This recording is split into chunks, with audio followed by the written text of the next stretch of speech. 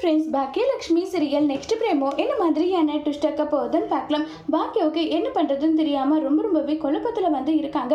அப்போ அங்கே எழில் வராங்க. எழில் வந்ததுமே உடனே அமிர்தாவும் செல்வியும் நீ இப்படி தான் சொல்ல போறியா, உன் அம்மா பண்ணது ரொம்ப பெரிய தப்புன்னு சொல்ல போறியான்னு சொல்லிட்டு கேட்குறாங்க.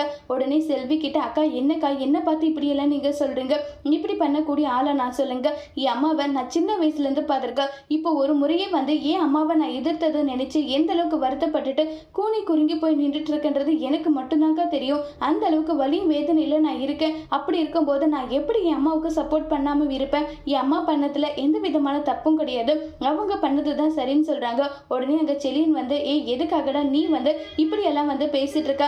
அம்மா பண்ணுறத அப்படியே அப்பா பண்ணா அது ரிவெஞ்ச், ஒருத்தர் மாற்றி ஒருத்தர் ரிவெஞ்ச் எடுக்கிற மாதிரி தானே ஆகும்னு எல்லாம் சொல்லிட்டு இருக்காங்க.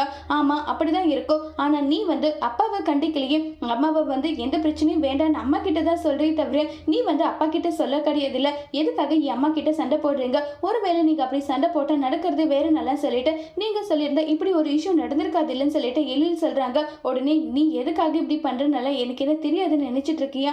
எல்லாமே தெரியும் தாண்டா. நீ உன் அப்பாவை விட்டு கொடுக்க முடியாமல் நீ இப்படி பண்ணுற. ஆமாம் அந்த மாதிரி தான் நான் என்னுடைய அம்மாவை விட்டு கொடுக்க முடியாதுன்னு சொல்லிட்டு சொல்கிறாங்க. இதை கேட்டு ஈஸ்வரி ரொம்பவே கோபத்தில் இருக்காங்க. அதோட இந்த பிரமபம் பிடிச்சிருக்காங்க.